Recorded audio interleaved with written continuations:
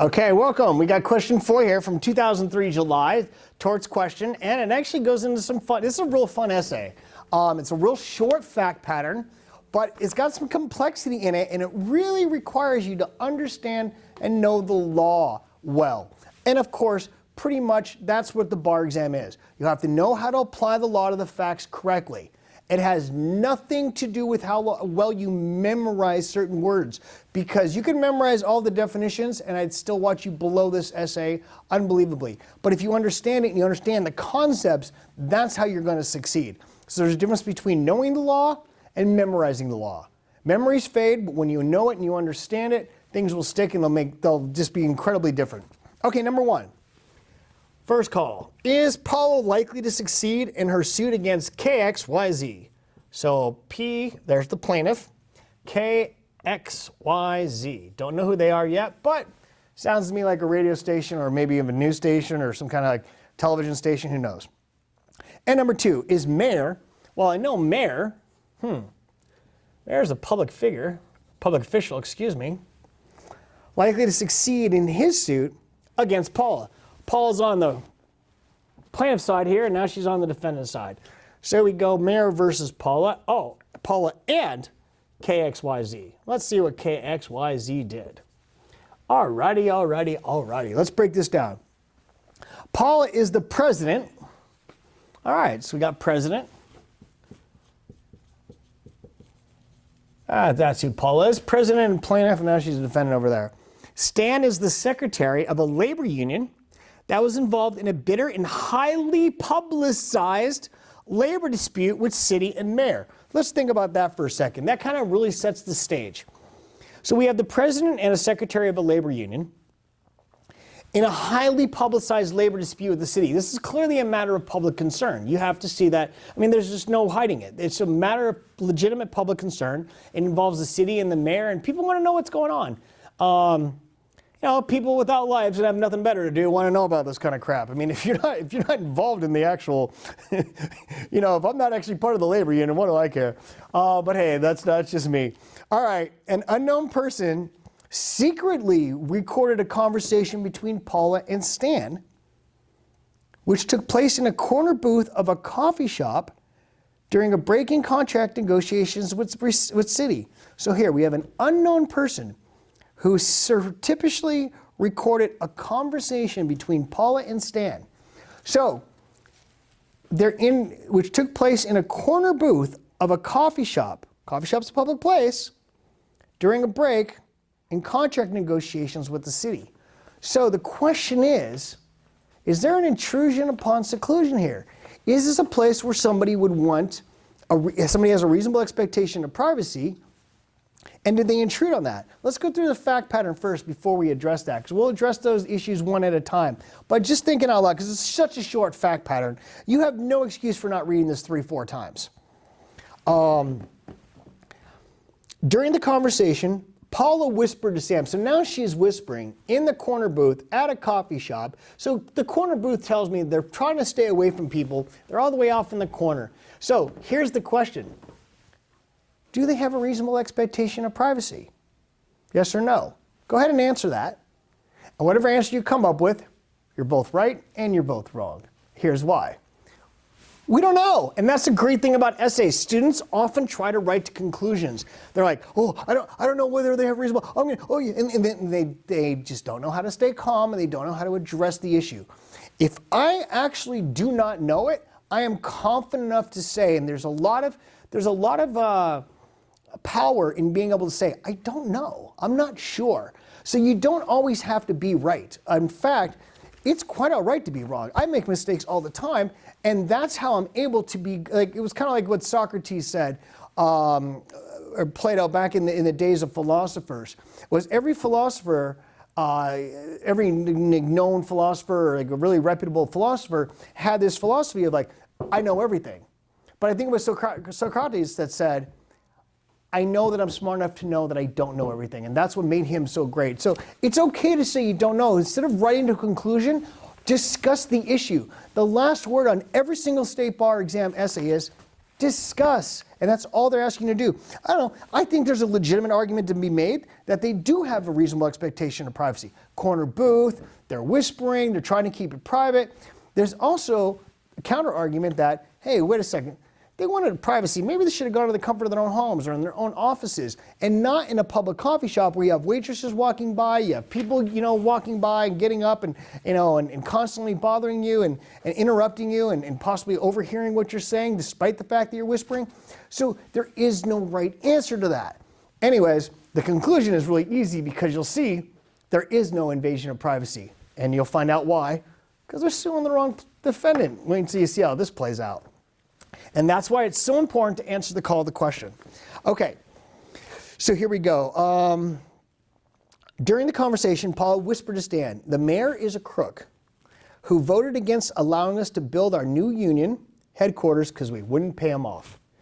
Now realize who she's saying this to. She's saying this to her secretary, somebody who's on the same team. Think about this. If you've ever owned a company, if you ever worked with someone who actually matters to you, you're going to be honest with them. You have to. There's no reason why you would potentially lie to them because it hurts your interests. So they're on the same team here.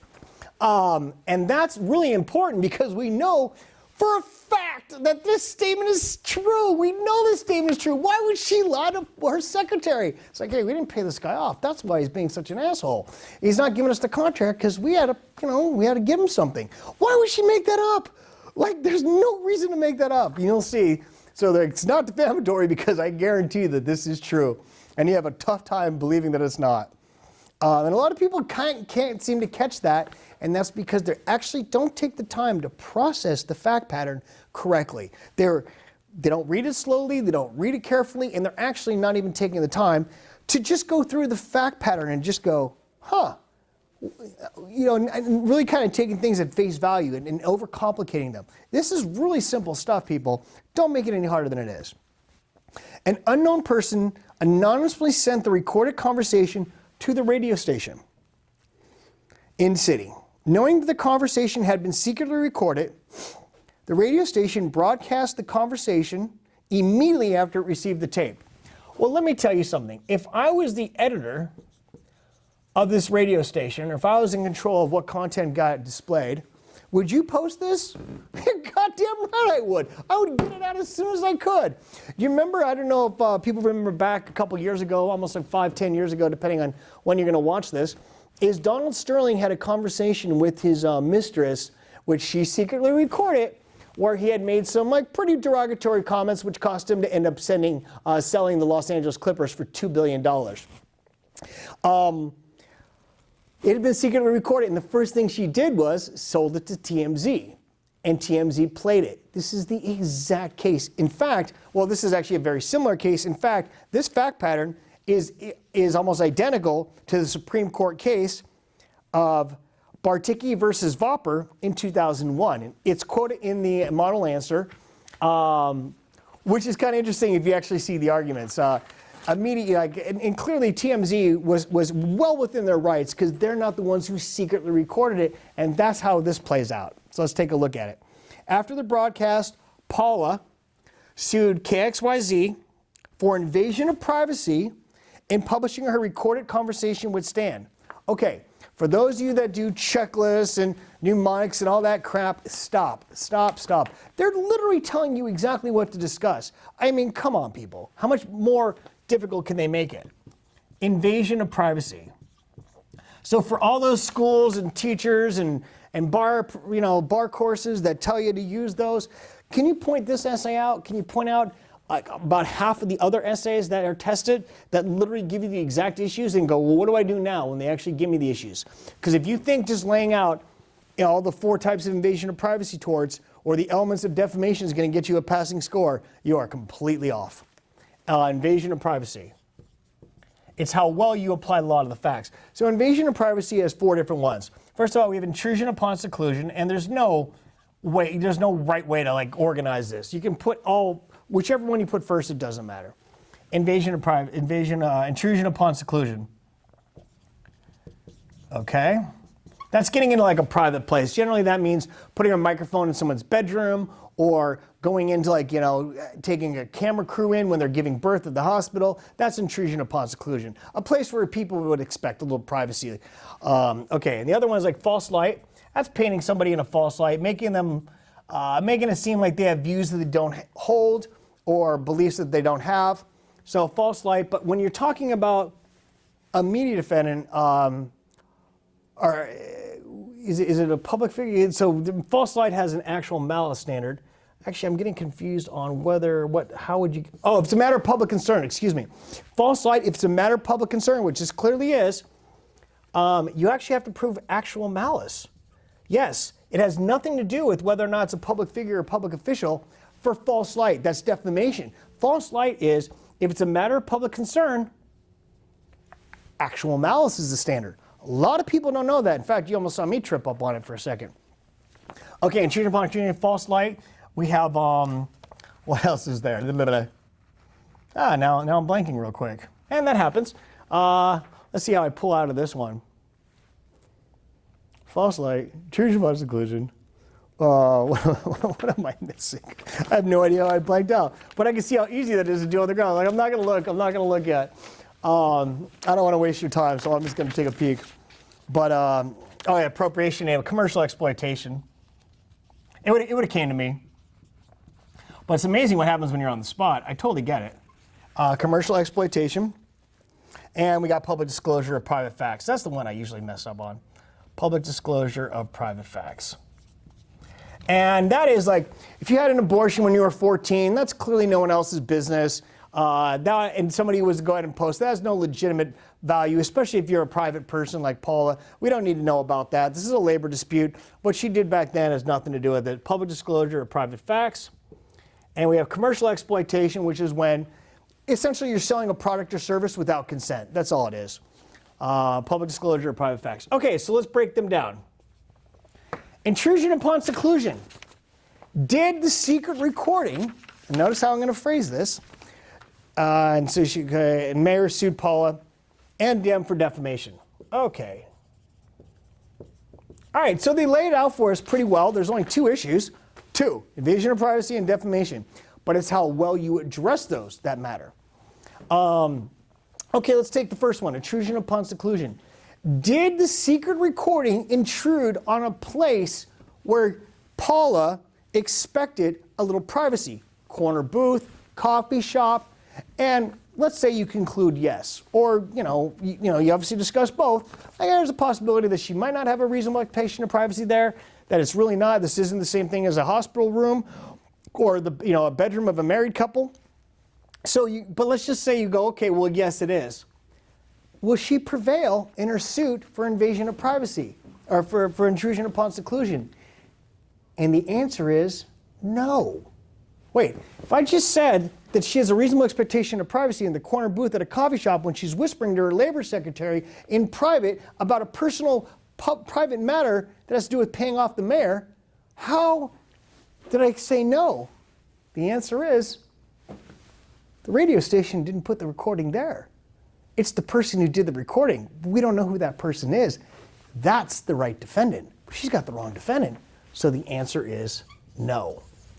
Which is interesting. This is what I mean by applying the law to the facts correctly. Clearly, I don't care how you come out on the issue. The answer is no. She's not going to prevail. They did not place the recording there. She needs to find the person that did. Okay, they obtained the tape legally.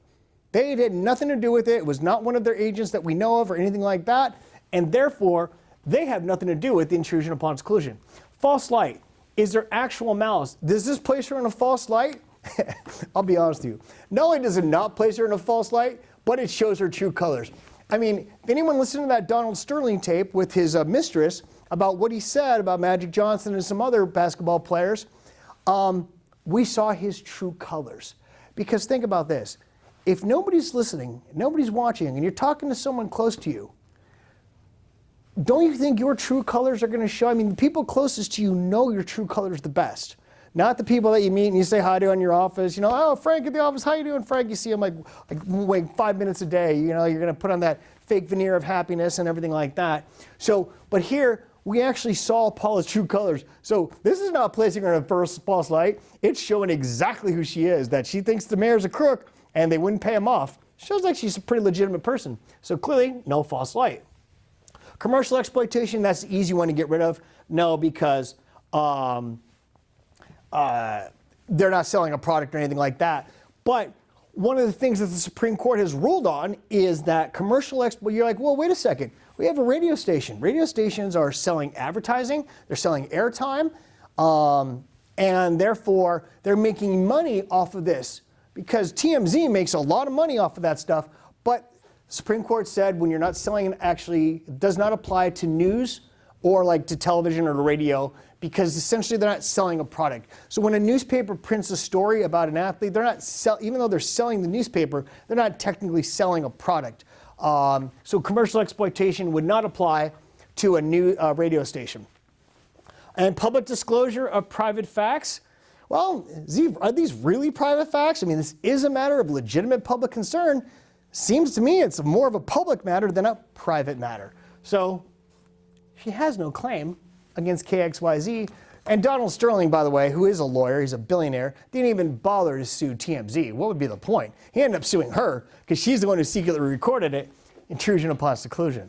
Although her defense was consent. And I don't know what happened to that lawsuit. It kind of just went away. All right. Now, Mayor versus P and XYZ for defamation. Okay. So we have two different defendants here. Let's go to defamation. What is defamation? In short, it's slang for you're just talking shit behind someone's back.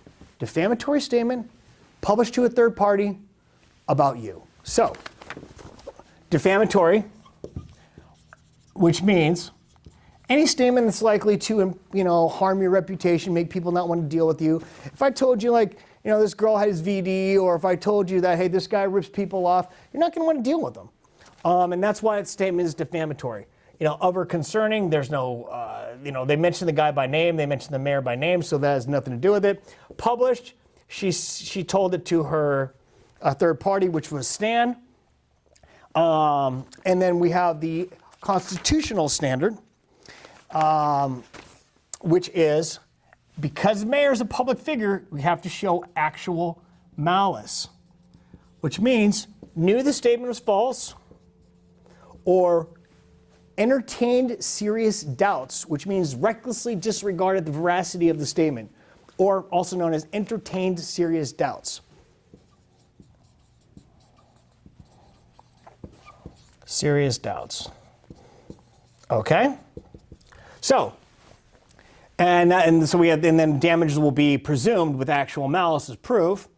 And also because this was, well, first of all, we have Paula's statement is slander, whereas KXYZ's statement is libel. Even though it was orally broadcast in a radio station, don't forget, this essay is from 2003, so things have changed dramatically over the last 20 so years. It's actually considered libel when it's on because it's a more permanent form, it reaches a broader audience, and it's not just like the normal slander where you just say it to a room full of people or whoever's in earshot with it. So technically that's libel, and this is slander with libel. This would also fall into per se category, so you have presumed damages there. Damages isn't really a big issue here. What is first of all, did Paula publish the statement to Stan with knowledge of its falsity, or did she entertain serious doubts about it? Quite the contrary. This has to be a true statement. She has no reason to lie to Paul or to Stan. She's telling him the truth, like, hey, we didn't pay this guy off. This guy's a crook. That's why he's not giving us this contract. Why would she lie to him? There's no reason for her to lie to him. There makes 0 point for her to lie to him. So not only is it, you should not be able to show actual malice, but it's completely true. And then, if I was the editor of KXYZ or the person who was in charge of broadcasting it, oh my God. It's a secret recording. They didn't know they were being recorded. So of course it's going to be true. It's not like a politician getting up on the stand and lying to the public and telling you how they're going to change everything. They're lying their ass off. Could you imagine what they say in their office to their secretary or to their vice president or whoever behind closed doors? You know they're going to tell them the truth. And we ain't going to do that. We're going to take the bribe and we're going we're going to just like be hush about it, the whole city project or whatever. Come on, that's what really happens. So clearly not, you're going to have a hard time proving that. And also, KXYZ's liability is derivative because they're what's called a republisher. So the fact that they did not actually were the ones who initially said the statement, they republished it, and they could also be liable. But of course, because of the fact that it's true, there's not going to be any liability. So Mayor's lawsuit's going to fail, and Paula's lawsuit's going to fail. Nobody wins here, except you guys. All right. That's it. I think that's all we have to cover for this one. They laid out the issues. They told you everything they want you to discuss. But it was how well you applied the law to the facts. Understanding that KXYZ was not the person who did the secret recording. Understanding that this does not only put Paula in a false light, it makes her true colors show. No commercial exploitation does not apply to newspapers and radio. Public disclosure of private facts. This is a public matter. It's clearly a matter of public concern. It involves the city and the mayor.